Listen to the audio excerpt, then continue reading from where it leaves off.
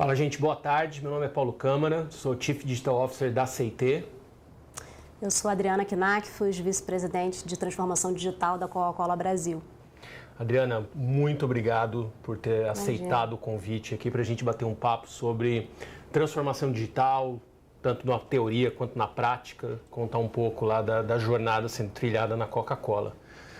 E eu queria começar, Adriana, né, a gente fala de transformação digital e tem diversas interpretações para isso, né? E a Coca-Cola é uma empresa vencedora, uma das maiores marcas mais importantes do planeta.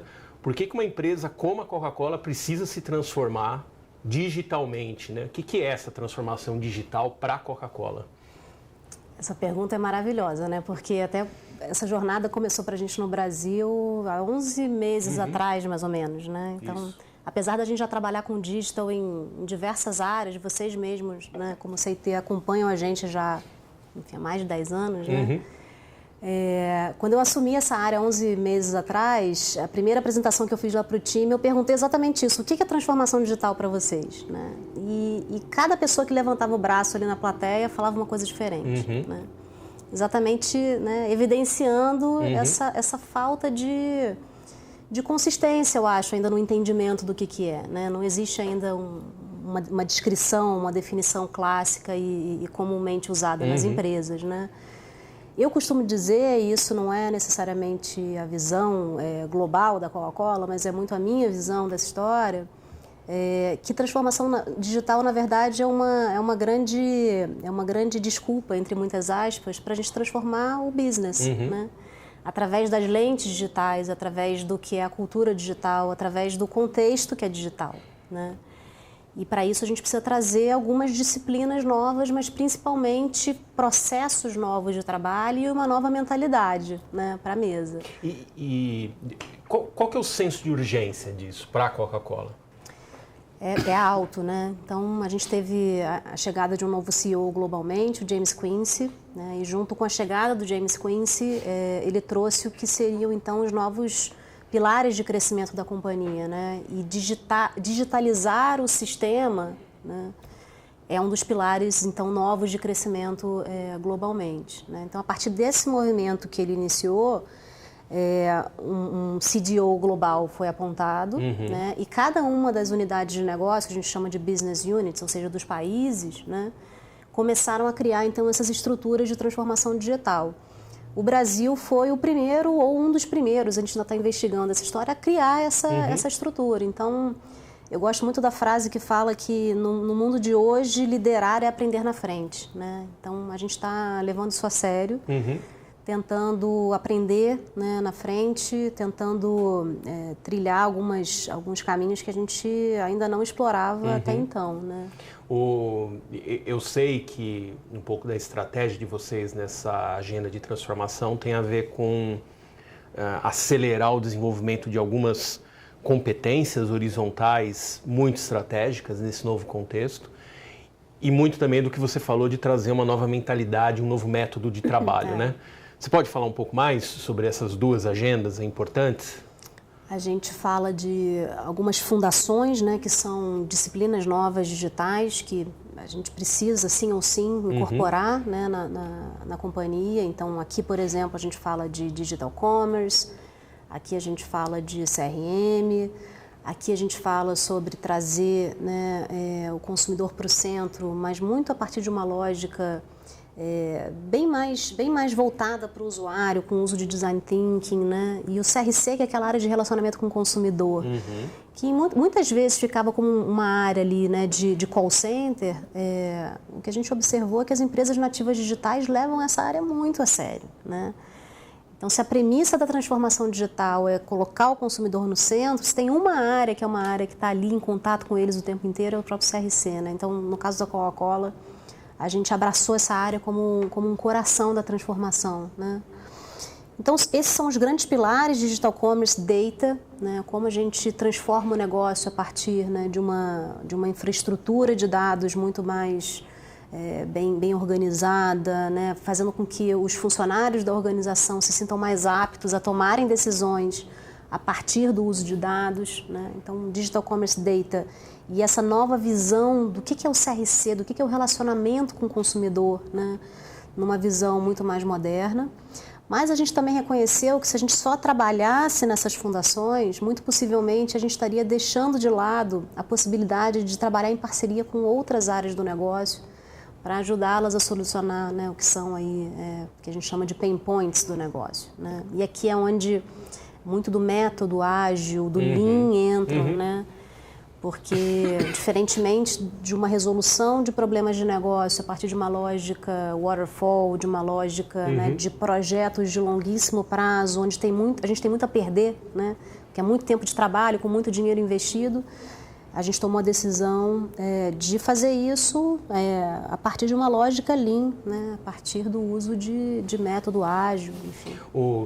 Você falou do Lean, né? E o Lean para a gente é algo muito forte, né? A gente, como CIT, encontrou o Lean há muito tempo, como não só do ponto de vista de filosofia, mas de termos muito práticos mesmo, de processo, de método, etc., para ser um guia, né, nessas jornadas de transformação. Como é que você encontrou o Lean e o que você viu nele que talvez, né, pudesse ajudar dentro desse contexto aí que você estava descrevendo?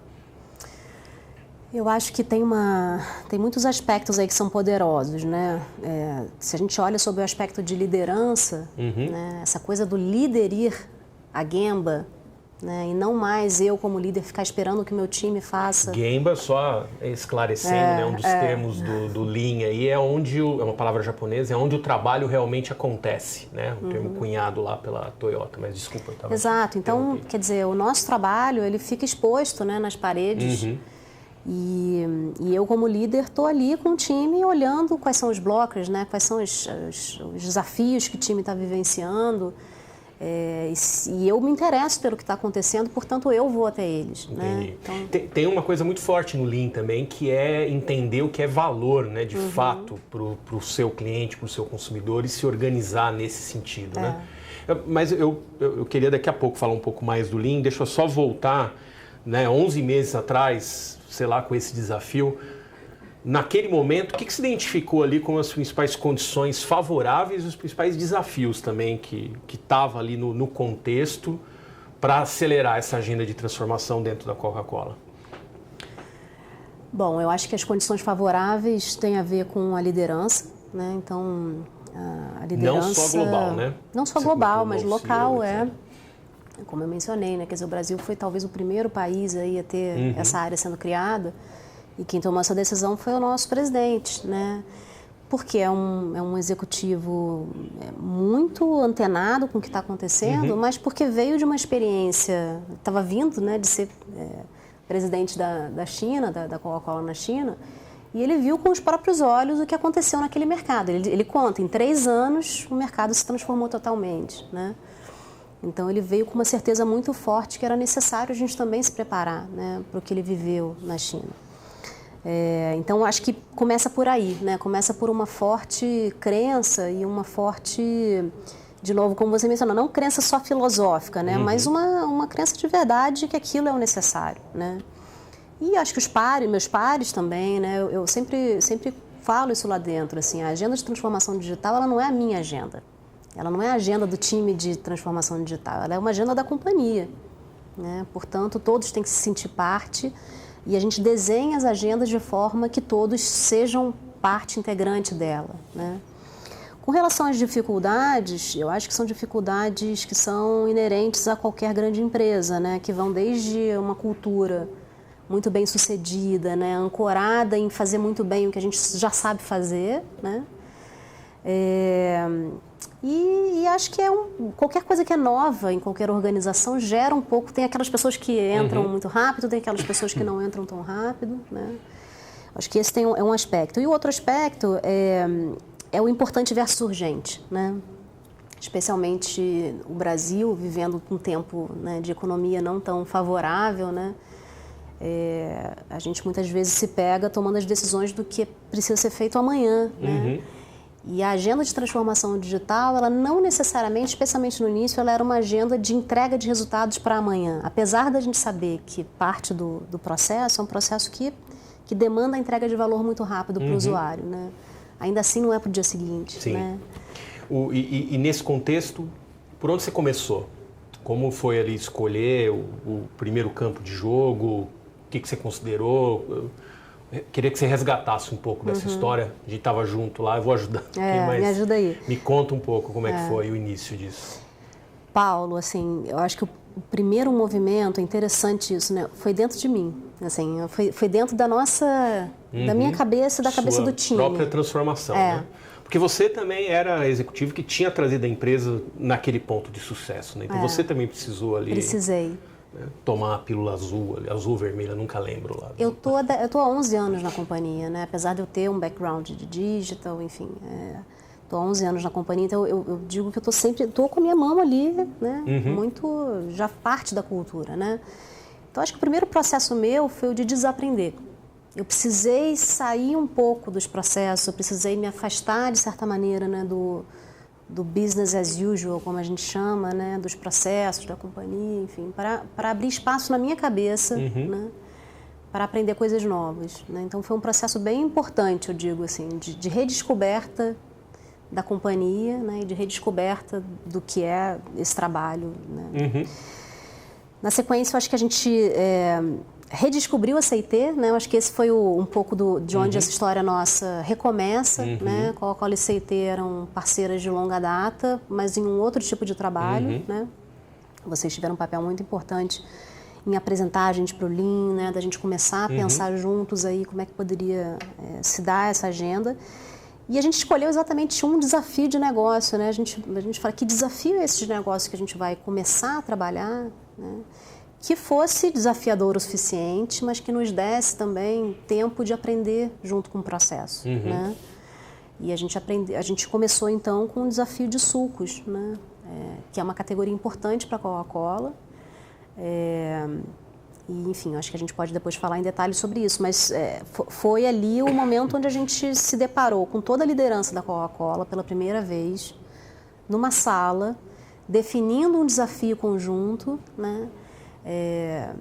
Usando métodos de design thinking, né? Porque a gente fala muito do Lean, mas é uma combinação, né? Do Lean com design thinking. É profundamente transformador, quer dizer, altos executivos ali, né? Como é que foi, nesse momento, construir essa aliança com a dona, né, desse negócio de suco, que tinha ali o problema, o desafio? Como foi isso, né? O que ela enxergou, né, em transformação digital? Por que ela achou que ali, de repente, estaria a resposta, ou parte da resposta, né, para os desafios que ela tinha? Eu acho que a gente posicionou a área não só sobre digital, né, sobre o que a gente entregaria em digital, mas como parceiros importantes em trazer métodos, né, como o Lean, como o Ágil, né. Então a gente se posicionou como esse parceiro que iria ajudá-la nessa agenda de inovação, né. Então o que ajudou foi existir uma necessidade por inovar mais rápido. A gente era um grupo que estava começando e que queria trabalhar com um problema real do negócio, né? E, obviamente, de novo, a liderança faz toda a diferença, né? A Cláudia, que é a responsável aí pela agenda de sucos, né? Entendeu que ali era um risco que valia a pena correr, né? E esses casamentos, eles são importantes, né? Você precisa ter... Não é todo mundo que vai topar, mas aqueles que topam, agarra e vai, né? Eu acho que isso foi muito importante, né? Você falou aí de escolher um problema real, né? E não tentar... Não, vamos definir uma teoria, um método, um processo e treinar as pessoas.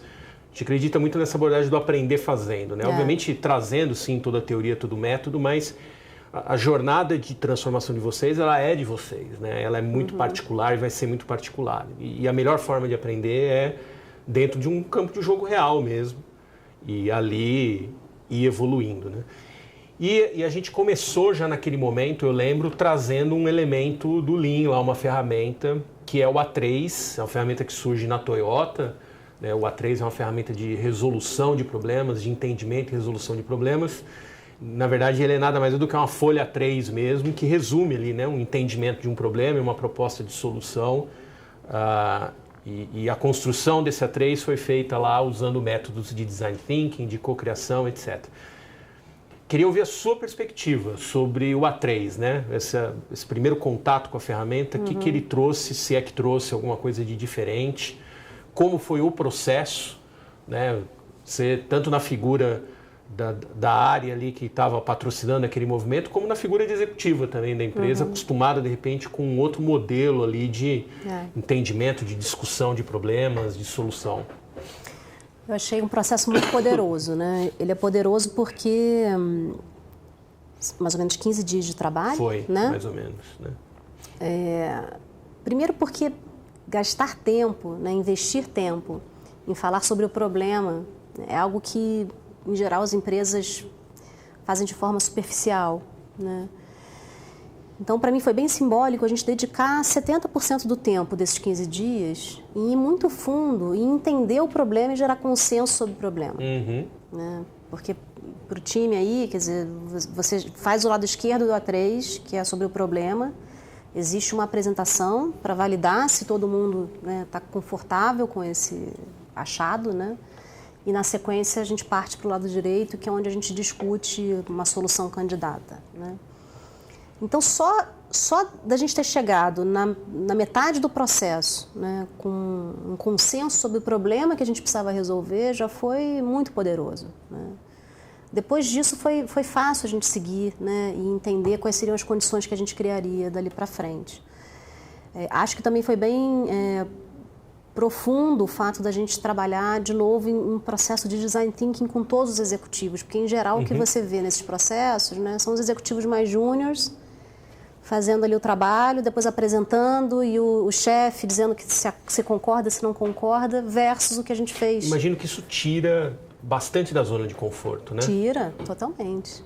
Mas, ao mesmo tempo, é prazeroso, né? Porque, de novo, voltando para o meu processo, né, é você voltar a sujar a mão no trabalho, né? No bom sentido, né?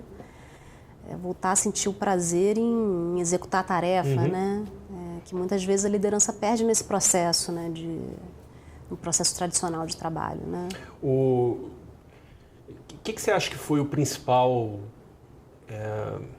output, né, desse primeiro A3? De lá para cá a gente fez alguns outros depois a gente até comente eles depois, mas desse primeiro A3 foi o lado direito dele ali mesmo a solução, ou foi alguma coisa no processo, a construção do consenso? O que você acha que foi o mais importante que saiu disso e que ajudou a estratégia a seguir adiante a partir dali? Eu acho que a gente institucionalizou o A3 como uma forma oficial nossa de começar qualquer novo trabalho, né? Porque ele é um processo que te guia, né, para esse consenso do problema, depois para a discussão da solução candidata, tanto que, né, a gente fez outros. E ele fica ali como o norte, né, daquele trabalho. Tenham qualquer dúvida, volta no A3. Né? Ele é a boia salvadora, né? Se perder um pouquinho, volta no A3. Né? Então, ele tem esse papel que para mim é bem importante. E dali também é o 1, 2, 3 e vai. Né? Acabou o A3, cara, é o momento agora de botar a mão na massa e começar a trabalhar, né? Eu acho que o processo todo ele foi muito revelador, né? Eu acho que ajuda também essa história do processo ser muito participativo e se gastar muito tempo no entendimento e na criação de consenso de qual é o problema, de facilitar depois com que a ação seja mais rápida, né? Muitas vezes o que acontece em muitas empresas é se assumir que o problema é conhecido, mas não se tem consenso e se pensa numa possível solução e depois isso acaba enroscando justamente porque esse consenso não foi construído, né? E eu sei que mesmo nesse caso nosso lá, isso também não foi totalmente liso, porque nunca é, mas sem dúvida foi mais fácil talvez do que se a gente tivesse chegado com um desenho pronto já logo na largada, né? Exato. Uma das coisas que saiu desse A3, e eu acho que ela foi uma coisa diferente, se não foi, você me corrija aí, que foi uma proposta de organizar o time de uma maneira diferente também, né? Talvez menos em silos e departamentos e mais alinhados com uma missão comum. O quanto isso foi realmente diferente? Dificuldades de fazer um modelo como esse funcionar? A gente já queria que você falasse um pouco sobre isso. A gente tinha tido já algumas experiências de times multifuncionais, né, em projetos. E eu tenho dito bastante que talvez a palavra que a gente menos use em transformação digital é projeto. Né? Então, a gente já tinha exercitado times multifuncionais em alguns projetos da companhia, onde basicamente os times se formavam em wall rooms, né, com um percentual do tempo de alocação para aquele projeto e tinham ainda outras atividades das suas áreas funcionais. O que foi diferente nesse processo foi a gente organizar o time de uma maneira diferente, né, com papéis diferentes, né, e com, se não 100%, mas grande parte do tempo deles alocados nesse desafio, né, que é o que torna, de fato, o desafio ágil, né, que é o que faz com que o time possa imergir no problema, conhecer de fato o consumidor, né, acordar e dormir pensando naquela solução. Diferente de eu trabalhar o dia inteiro e nos 20 minutos finais do meu dia eu ir para uma reunião Talvez e essa reportar, seja uma grande mudança, né? Você falou antes lá do importante e do urgente, né? E a gente, via de regra, está sempre com muita coisa na mão e aí você faz uma proposta de focar um conjunto de pessoas num desafio, né? Num contexto, e elas investirem aquilo. A gente usa muito o termo skin in the game, né? Você está realmente ali com os 2 pés em cima daquilo. Imagino que isso é muito difícil, né? Dentro de uma grande empresa que está olhando para muita coisa ao mesmo tempo, né? Super difícil, e por isso que a escolha do problema é muito importante. Porque também se é um problema muito pequeno... Qual a motivação para sustentar isso, né? E para manter as pessoas alocadas 100% do tempo, quer dizer, difícil. Tem que ser ali um problema que seja relevante o suficiente para justificar uma alocação de time dessa forma, né? Mas a gente também queria que não fosse uma coisa que botasse em risco grande parte da companhia, porque a gente ainda está numa fase de experimentação, né? Uma outra coisa, Andrei, eu lembro que a gente teve alguns debates, né? Não só naquela época, mas esse é um assunto que frequentemente a gente conversa, de, querendo ou não, né, a Coca-Cola, o produto dela é físico, né? Lembro até de uma brincadeira, ela falou, a gente pode inventar o que for, no final do dia alguém precisa beber alguma coisa, né? E a gente sempre discute muito qual é o papel do digital, né, nesse contexto aí. E não foi diferente também nesse momento de tentar encontrar qual que é a contribuição que o digital tem que dar, e obviamente ele tem que dar uma contribuição num contexto de uma empresa que tem um produto que é físico, né? E talvez te diferencia de várias outras que estão em momentos aí de transformação digital, que na verdade o produto, o serviço acaba sendo em boa parte digital também, né? Como é que você vê isso, né? Você já falou um pouco do digital também como cultura, etc., mas qual o papel que o digital pode ter em torno de um produto, né? Talvez para a gente parar de falar de produto e começar a falar de solução, né? Exatamente, é isso aí. Acho que cada vez mais as motivações para o consumo de produtos são muitas, né? Mas o que a gente sabe é que cada vez mais o consumidor busca experiências, ele busca soluções, né? E a solução, ela pode ter muitas camadas, né? Dificilmente as soluções mais relevantes para o consumidor daqui para frente não vão passar pelo digital, né? E nesse primeiro contexto já de sucos, a gente já começou a testar algumas coisas, né? Quer falar um pouco sobre isso? Eu gosto muito desse paralelo que a gente criou, assim, a gente trabalha, só dando um passo atrás, né? O Camp by Camp, né? Boa. Verdade. Então, a gente para essa jornada de transformação digital, a gente se desafiou, sim, a pensar no norte, né, para o cume da montanha, né, que é uma visão de longuíssimo prazo, que fala de experiências, quer dizer, daqui para frente, cada vez mais a gente precisa se desafiar a prover experiências para o consumidor, a gente fala muito de personalização, mas que a gente não fique tão focado nisso, porque o que importa de verdade é o próximo camp, né, e aqui o próximo camp como uma analogia para os próximos 3 meses, né.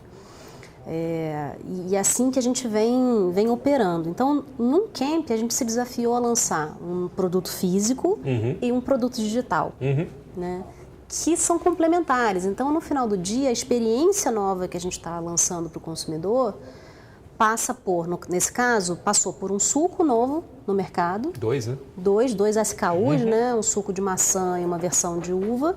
E um marketplace de padarias, né? Que nesse caso é uma solução de fazer com que esse produto seja inserido na vida das pessoas, né? Dentro de um contexto que faça sentido para elas. Um problema real, né? Um problema real. Para uma boa parte das pessoas, ter um café da manhã com alguma qualidade é um desafio. Claramente parece ter um campo de jogo aí para o digital, por que não a Coca-Cola tentar criar ou participar desse arranjo, né? E isso desafia a gente se pensar para além de uma fabricante de bebidas, né? Quer dizer, o que a gente vai fazer sendo um marketplace? A gente está experimentando, né? Você falou lá no início, e eu queria agora resgatar isso um pouco, a questão de outros elementos do Lean que né, começaram também a ser introduzidos. E o Lean, uma outra coisa muito forte é a gestão visual, né? Muito importante você ver facilmente como é que as coisas estão e o andamento das coisas. Acho que esse foi um outro elemento diferente também, né? Nessa história de dar visibilidade e transparência de uma maneira, né, nas paredes, literalmente, lá, né, no escritório de vocês. Fala um pouco mais sobre isso. Sem dúvida. A gente foi a primeira área, então, aí para esse conceito, né, que as empresas estão adotando de open floor, essa coisa sem sala, né, sem parede, enfim. E as minhas reuniões com o meu time são com post-it, né, nos kanbans. Todo o nosso trabalho está na parede, o nosso plano de negócios está na parede, as reuniões são em pé. Isso é um nível de transparência que vocês não estavam acostumados, assim? Porque ao fazer isso, eu imagino que você dá visibilidade dos problemas também, né? Das coisas que provavelmente não estão andando de acordo com o planejado. Como que é isso do ponto de vista da cultura? Sem dúvida. Mas a gente tem que ter a maturidade e tratar com naturalidade os blockers, né? Os problemas. E a origem disso, para mim, ela é o que mais importa, porque se a gente está se desafiando a fazer as coisas num modo mais ágil, quanto antes a gente descobrir quais são os problemas, mais facilmente a gente consegue resolvê-los, né? Então, a intenção nesse processo não é falar do problema por falar do problema, né? Ou apontar culpados, não passa por aí, né? Mas passa por a gente aumentar as nossas chances de acertar mais rápido, né? Eu queria resgatar uma outra coisa também. Você falou brevemente aí sobre a história do camp a camp, né? Numa comparação, é uma metáfora da subida de uma montanha, né? É óbvio que você quer chegar lá no alto, e esse é o seu objetivo ali de médio e longo prazo, mas na verdade você estabelece uma jornada de chegar no próximo camp, né? E ao chegar lá, reavaliar a sua situação, o que você aprendeu e eventualmente recalibrar o caminho rumo ao topo, né? Isso é um modelo bastante diferente do que, via de regra, as grandes empresas adotam, que é aquele modelo dos roadmaps, né? Super detalhados, plurianuais, né? Já com a tentativa de dar uma previsibilidade muito grande para o que vai acontecer. O quanto esse modelo mais tradicional, o quanto você acha que ele encaixa ou não encaixa nesse contexto de transformação, né? Mais complexo, mais incerto? E o que se ganha, o que se perde? Ou vocês estão combinando as duas coisas? Eu sei que vocês estão, né? Como é que combina talvez esse modelo mais tradicional com essa outra abordagem mais baseada em aprendizado, mais contínua? Eu acho que tem disciplinas e tem áreas de negócio dentro de uma empresa grande como a Coca-Cola que não tem como operar 100% camp a camp, né? Existem investimentos que a companhia faz que são de longuíssimo prazo, né? Existem negociações que são feitas que são de longuíssimo prazo. Mas, para um processo de transformação digital, para mim isso talvez seja o método que melhor se encaixa, né? Primeiro porque você fatia o problema, né? O time tem um senso de avanço contínuo, né? E de aprendizado contínuo, né? E a gente está vivendo cada vez mais num mundo de alta volatilidade, né? Então, não sei mais se faz sentido, né, planejamentos de tão longo prazo que precisam ser recalibrados o tempo inteiro. Né? Essa é uma discussão bastante ativa lá, né? Na liderança sênior de vocês, né? De novo, tem temas, a gente precisa saber para onde a gente está indo, né, no longo prazo. Então, isso permanece e mesmo quando a gente fala de transformação digital, né? A gente tem lá o nosso Summit, a gente tem o nosso Cume da Montanha, a gente sabe para onde a gente está indo. Talvez a diferença aqui seja o foco que a gente dá, né, a isso versus o foco que a gente dá em vamos escalar mais esse camp, né, vamos avançar mais 3 meses, né, e aprender. Uma das ferramentas que a gente introduziu, essa não vem do Lean, mas ela está bem alinhada do ponto de vista de princípio, são as OKRs, né? Objective and Key Results. As OKRs é uma ferramenta que surgiu na Intel na década de 70 e foi, acho que, popularizada aí bastante pelo Google ali nos anos 2000 como uma grande ferramenta usada por ele, não só ele, por diversas empresas aí que são referência de tecnologia no Vale do Silício, como ferramenta de foco, de desdobramento de estratégia, é uma coisa que a gente também começou a usar lá, né? Qual que é a sua visão, né, de que papel as OKRs elas têm nesse quebra-cabeça aí que a gente está montando? Eu acho que é onde a gente tangibiliza o que precisa ser feito. Tá bom, vamos subir mais um camp, vamos trabalhar mais 3 meses, mas vamos trabalhar no quê? Não é cada um inventa, não, juntos, né? A gente chega num plano, que são as OKRs, Objective and Key Results, máximo 5? Isso, no máximo. A literatura boa prática, né? De no máximo 5 Objectives e 4 Key Results em cada um deles, né? Não necessariamente você precisa ter tudo isso, mas para realmente tentar forçar alguma visão de quais são as coisas realmente importantes que a gente precisa fazer e se desafiar, né? Em cima delas. E eu acho que uma vez estabelecido isso, para mim tem uma beleza muito assim, interessante, né, da gente misturar isso com a gestão visual. Né? Então, as OKRs ficam na parede e semana a semana o time vai preenchendo lá, né, uma caneta mesmo, né, o avanço, o progresso em cada uma delas. Né?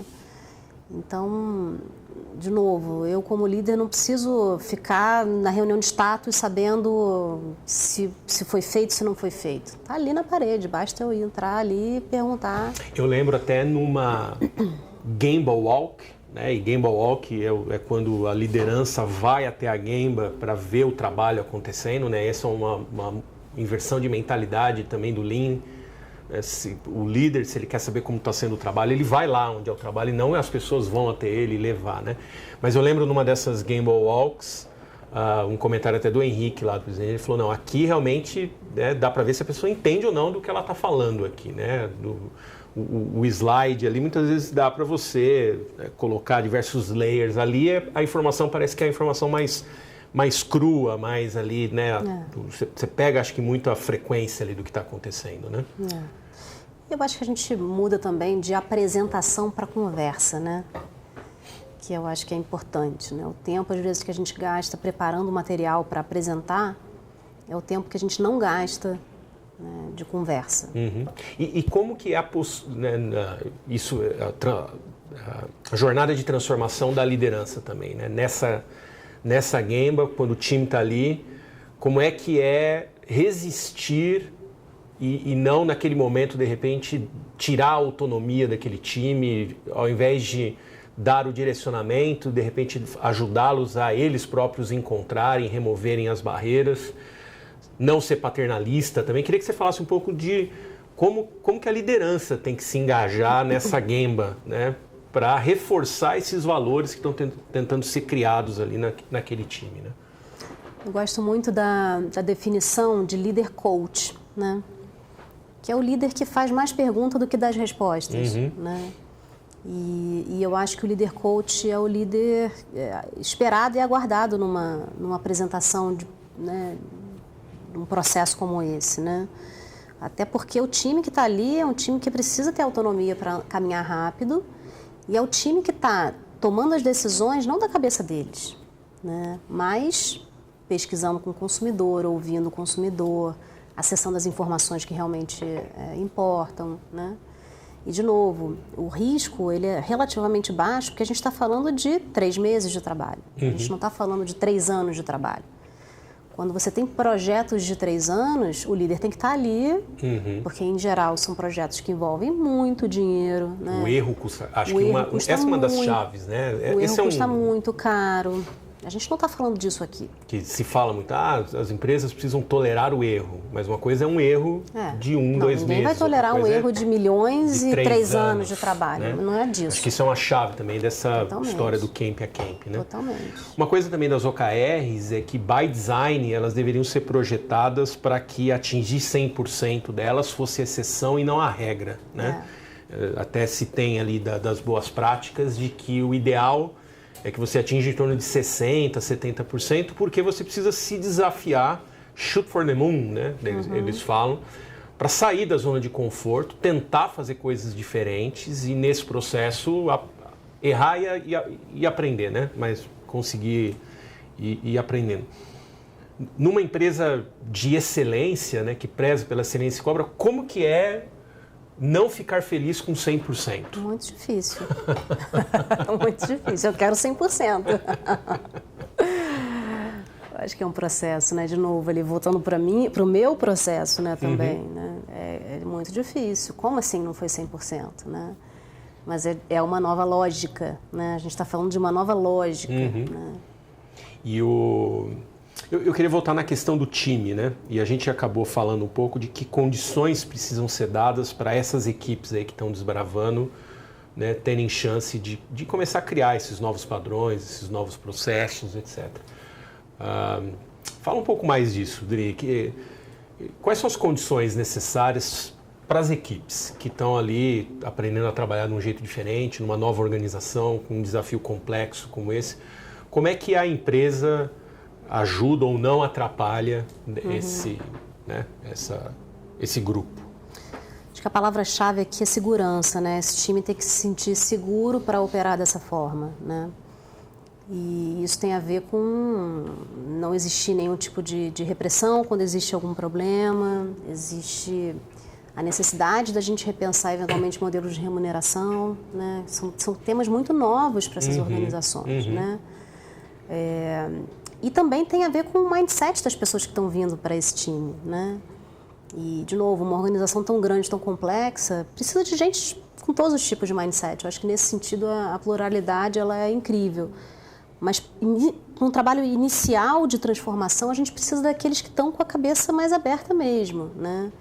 Que não se importam, né, em trabalhar, de novo, em um ambiente altamente volátil, onde eles vão olhar para mim como líder e eu não vou ter as respostas, né? E está tudo bem, eu estou bem com esse papel de não ter as respostas. A gente está agora justamente num momento lá ampliando esse trabalho, né? Entrando lá em novos desafios de negócio. Uma coisa super interessante lá que vocês fizeram, e eu acho que ela vai se provar de bastante sucesso, para escolher as pessoas que estão nesse novo contexto, fazer um processo ali em que quase como uma contratação interna, né? As pessoas estão se candidatando para as posições, meio independente até de onde elas atuem hoje em dia, né?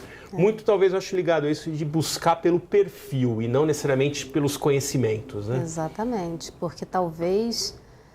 Eu estava até lendo esses dias, né, no World Economic Forum, que as duas principais novas habilidades do profissional de hoje e do futuro vão ser a adaptabilidade e a habilidade de resolver problemas, né? Então, possivelmente o seu skill técnico, sou uma pessoa de finanças, sou uma pessoa de marketing, claro que importa, mas num trabalho como esse, o que a gente está buscando não necessariamente é essa visão funcional, né?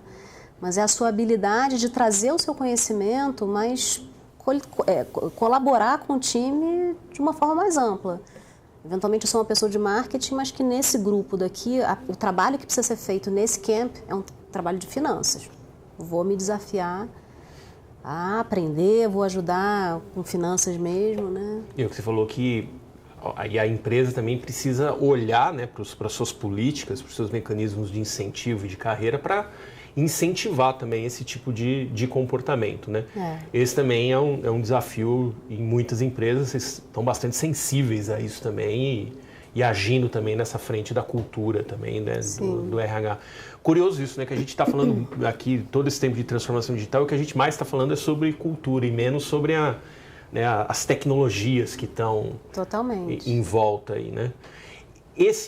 Essa realização, né, de que transformação digital tem muito mais a ver com cultura do que com as tecnologias, os métodos. é algo... Isso é recente para você ou essa era uma hipótese que você já tinha lá no início já? Eu tinha essa hipótese. Para mim era, por exemplo, né, era muito importante que a área se chamasse transformação digital, não só uma área de digital.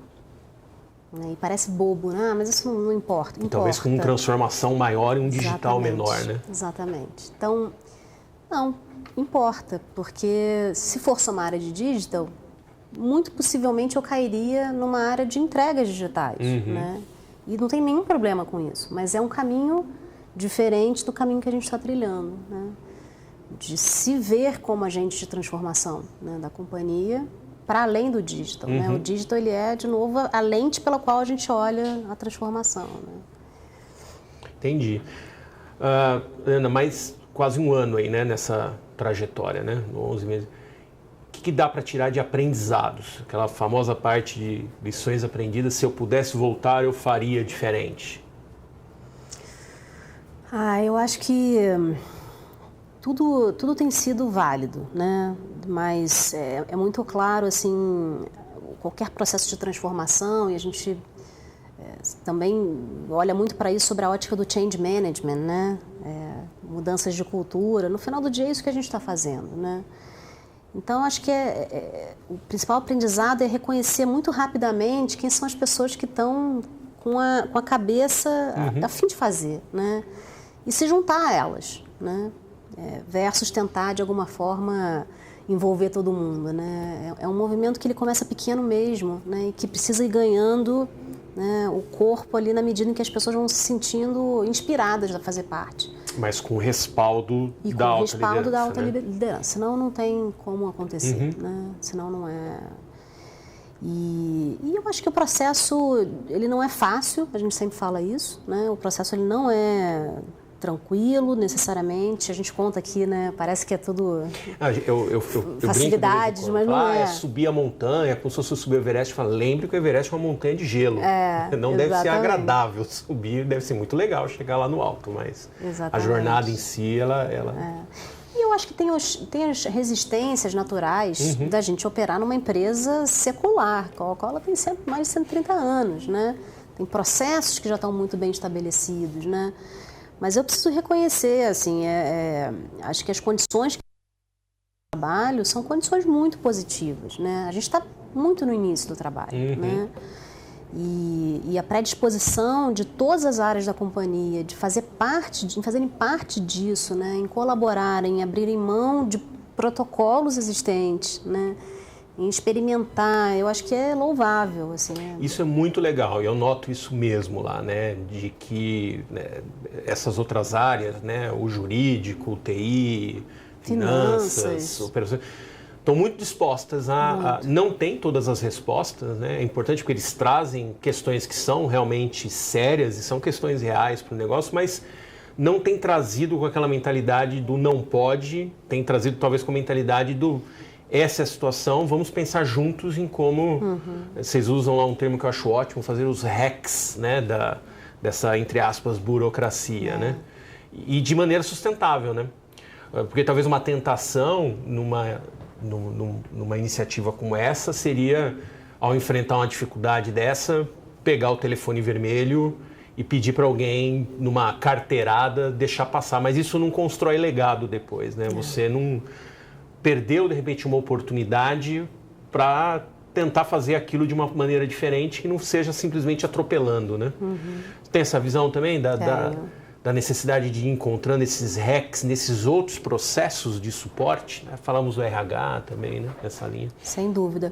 Eu acredito muito, aí falando um pouquinho de time, né? Nessa composição de times com pessoas que já estão dentro do sistema e conhecem, né? E pessoas de fora que vêm para desafiar um pouco do status quo. É assim que eu estou construindo um pouco o time. E eu ouvi recentemente de uma pessoa uma frase que para mim é tão óbvia, mas é muito poderosa. Ela falou, o hacker, para ele hackear o sistema, ele precisa conhecer o sistema que ele está hackeando. Sem dúvida. Né? Então, bastante, inclusive, né? Pois é, então assim, é isso, né? A nossa área é uma área que precisa achar as brechas, né? E a gente não vai fazer isso sozinho. Eu não conheço profundamente os sistemas de finanças. Eu preciso de uma pessoa de finanças que tem um mindset de transformação, para que ele trabalhe com a gente e fale, olha, aqui eu acho que a gente está disposto a experimentar, né? E o segredo de engajar essa pessoa como um aliado e não como um obstáculo, né? Totalmente. Ela precisa se sentir como alguém que faz parte desse movimento e não alguém que foi deixado de lado e que é visto como um obstáculo, né? Totalmente. E eu vejo às vezes isso acontecer, né? Nessas grandes empresas, não cuidar para engajar essas áreas de apoio de back-office, chama como quiser, que são tão fundamentais para o business, né? Como parte do processo de transformação, né? Eu acho, Paulo, que os caminhos para a transformação podem ser muitos, né? A escolha da Coca-Cola foi fazer isso trabalhando e envolvendo todas as áreas, né? E isso gera dificuldades, né? Mas o meu ponto de vista é que é mais transformador do que se a gente se isolasse como grupo. Sustentável, né? E mais profundo para o negócio, né? Para a transformação que a gente está se dispondo a fazer, do que isolar um grupo num lugar diferente, né? Apesar de ser um caminho possível também. Ser um caminho né? possível, né? Sem dúvida, mas concordo com você. E pode ser que a gente esteja errado. Enfim, de novo aqui estamos começando, estamos aprendendo. Mas ainda assim né? vocês também estão e não que nunca tiveram isso, mas estão também acelerando uma conexão com esse ecossistema, né? De inovação, de startups, etc. A gente, ainda pouco antes de começar aqui, você estava me falando um pouco sobre isso. Né? Também reconhecendo que essa oxigenação ela está vindo de fora também, né? Definitivamente as respostas vão estar muito mais fora do que dentro, né? Então, a gente precisa estar muito próximo do universo de startups, de pessoas, né, de empresas menores que operam em formatos bem diferentes dos nossos, né? O que vocês já começaram a fazer nessa agenda que você possa compartilhar aí? A gente foi para o Cubo, né? Então a Coca-Cola agora oficialmente é parceira do Cubo, que é o maior hub de startups da América Latina, fica aqui em São Paulo, né? A gente começou um processo de aceleração interno, de experimentos internos, para tentar fomentar um pouco mais essa ideia de que qualquer pessoa do sistema Coca-Cola com uma boa ideia, com uma boa hipótese, um pouco de dinheiro e um pouco de tempo, pode se tornar, né, um empreendedor, um intraempreendedor. De novo, estamos começando, né? Mas é muito, muito legal ver assim, esse movimento, né? Isso de é uma, bacana, né? uma Não só empresa trabalhar nos problemas do presente, do curto prazo, mas também está criando as opções de futuro também, né? Exatamente. Bacana. E resultados? O que já dá para compartilhar de resultados dessa jornada, tangíveis, intangíveis? Você mencionou aí, lançamos SKUs mais rápidos, né? Tem uma agenda de digital commerce, de dados, tem muita coisa acontecendo. O que você identifica aí como os principais outcomes aí, né? Tangíveis ou intangíveis desse processo já? Eu acho que tangíveis, né? A gente mencionou aqui 6 vezes mais rápido, por quê? Porque a gente saiu de um processo que, em geral, levava 18 meses, né, para o lançamento de um produto, ou seja, de uma ideia até o ter produto na rua, para 3 meses. 3 meses. 3 meses.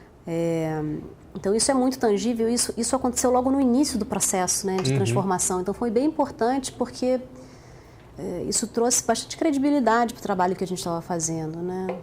O processo gerando, de fato, resultado. Na parte de data, né, a gente tem já um mapeamento muito claro, né, de quais são as fontes de dados da Coca-Cola. A gente já vem usando, né, machine learning para resolver algumas questões que são críticas do negócio. Essa é uma agenda importante, com um time multifuncional bastante grande. Na parte de digital commerce, a gente tem a loja Coca-Cola, que é a nossa iniciativa, né, de e-commerce proprietário, mas a gente já está trabalhando em parceria com os principais players do mercado, né, de supermercados virtuais, mas também os serviços de entrega rápida de comida. E estamos com a aceleradora, 3 experimentos na rua. Então, acho que da parte tangível tem muitos exemplos, né, que a gente já está sendo capaz de fazer. Mas eu acho que o mais importante é esse processo de transformação mesmo, né, da gente poder apontar para a companhia que existe uma alternativa, né? Existe uma nova forma de abordagem dos problemas, né? Existe uma forma diferente de alocação de pessoas, existe uma forma diferente de trabalhar os processos, né? Da liderança se engajar. Da liderança se times, engajar, processos. né? Você mencionou aí a agenda de dados, já tinha falado antes, a gente caminha aqui para o final, mas eu queria abrir um parênteses aqui. Acho que o trabalho que vocês estão fazendo de dados é um trabalho, né, espetacular e primeiro por identificar que isso é uma espinha dorsal absolutamente fundamental em qualquer ambição de transformação, né? Fala um pouquinho dá um pouco mais de detalhe, né, dessa agenda de dados aí. A gente se desafiou a fazer o COE de Data Analytics da Coca-Cola, né, o Center of Excellence, né? E diferentemente de simplesmente, enfim, analisar os dados, a gente brinca que a gente está passando tubo debaixo da terra, né?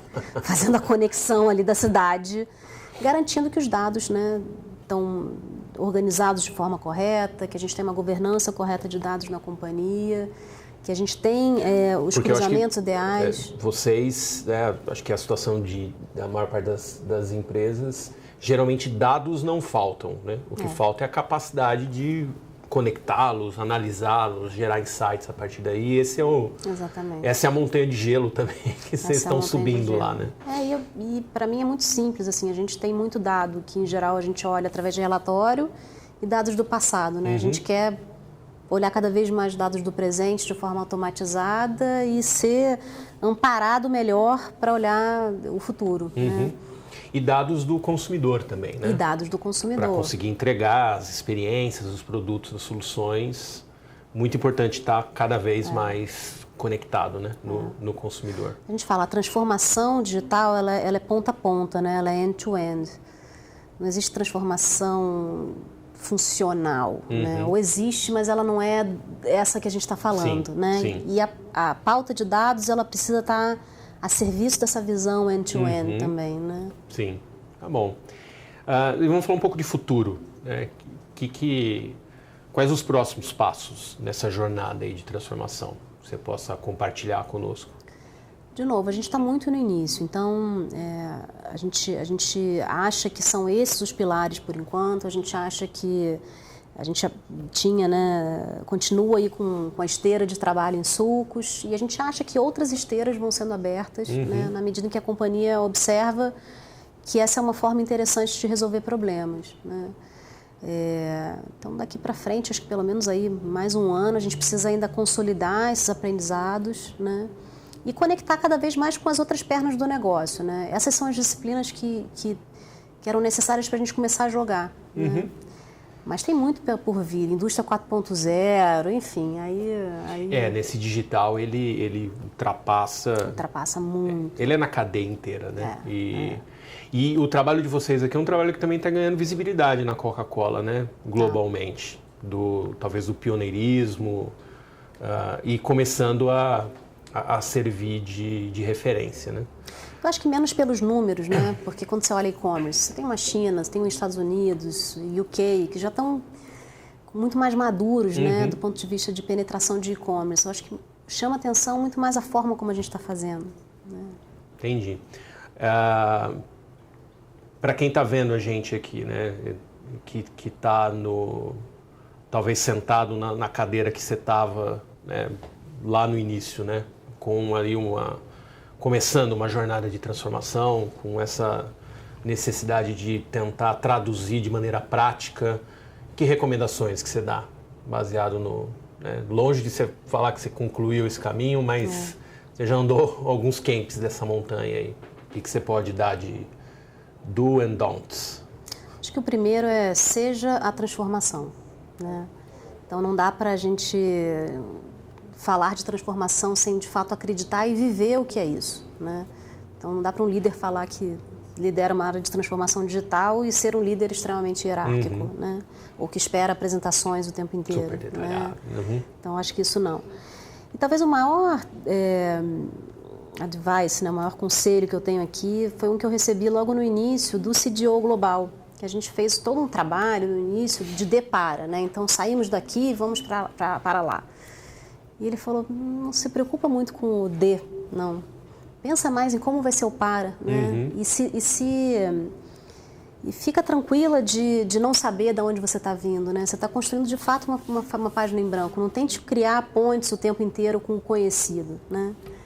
Quando isso for natural, vai aparecer, né? Mas não tenta fazer essas correlações, porque isso pode atrapalhar mais do que ajudar. Bacana. Tá bom, eu fui pegando também algumas perguntas que foram aparecendo aqui ao longo do caminho. Deixa eu resgatar uma aqui, aproveitando que a gente tem mais uns minutinhos. Lá no início você falou que o primeiro passo foi você mesmo se transformar, né? Acho que tem aqui um ponto de um pouco como você fez isso. Onde você foi buscar ajuda para esse processo, né? Como você se inspirou nisso? Eu acho que o primeiro foi identificar quais eram os processos da companhia, ou que eu fazia parte antes, que não precisavam mais da minha presença, né? Então foi abrir tempo na minha agenda mesmo. Foi um trabalho bem mundano do dia a dia. Foi sair e perguntar, eu preciso estar nessa reunião, de fato? Ou tem gente que já pode fazer, né? E com isso li muita coisa, né? Me aproximei de novo de vocês, fui para eventos, enfim. Eu lembro que vindo da primeira visita que a gente fez para vocês lá no Prisma, na CT, eu voltei no mesmo dia, fiz lá um Kanban improvisado. É verdade. Para já começar a exercitar isso de volta. Né? É muito importante, acho que para nós também lá na CT, né? Como liderança sênior, acho que teve um momento muito chave para a gente de que se a gente queria que a empresa fosse linha, a gente precisava começar a gente mesmo, né? E a gente pegou talvez uma das coisas mais importantes que a gente fazia, que era o processo de planejamento estratégico, e a gente vai fazer isso aqui diferente, de uma maneira diferente. Acho que é a única forma de internalizar realmente os princípios, né? Melhor do que alguém vir falar, é você praticar, e ao praticar você entende os princípios depois, né? A gente fez isso também, business plan em 5 dias. Com gente de fora, enfim, já é o segundo que a gente faz com muito sucesso. Então é possível, né? É possível. Talvez a gente não chegue no mesmo nível de detalhes, mas a pergunta que a gente tem que fazer é necessário? Todo aquele nível de detalhes, né? Tá bom. Outra coisa aqui é, você mencionou que tem iniciativas de transformação digital em outras geografias. Como é que o Brasil se compara? Eu acho que o Brasil está com uma agenda bem completa, né, e bem alinhada com o que é a agenda global. Né? Então, isso que eu mencionei aqui é o que o time global recomenda como agenda de transformação digital nesse momento. Algumas geografias, aí depende da quantidade de recursos que tem, elegem uma ou outra perna para ir de maneira mais rápida. Né? Em geral, o denominador comum é e-commerce, né? Então, se você perguntar para todos os países que estão fazendo transformação digital, o que eles estão fazendo, em 100% dos casos é e-commerce. Alguns vão um pouco a mais, outros um pouco a menos. Eu acho que tem diferenciado a gente bastante, tem sido esse elemento de cultura, né? Esse elemento de método, né? De fato, acreditar que o processo de transformação digital ele vai muito além da gente entregar, né, uma estratégia de e-commerce que é chave para a organização, né? Tá bom. Bom, acho que deu aqui. Queria te agradecer novamente, Adriana, enorme gentileza, grande prazer falar contigo. Agradecer também o pessoal. Eu que agradeço, Paulo. Muito obrigada. Tá bom? Obrigado.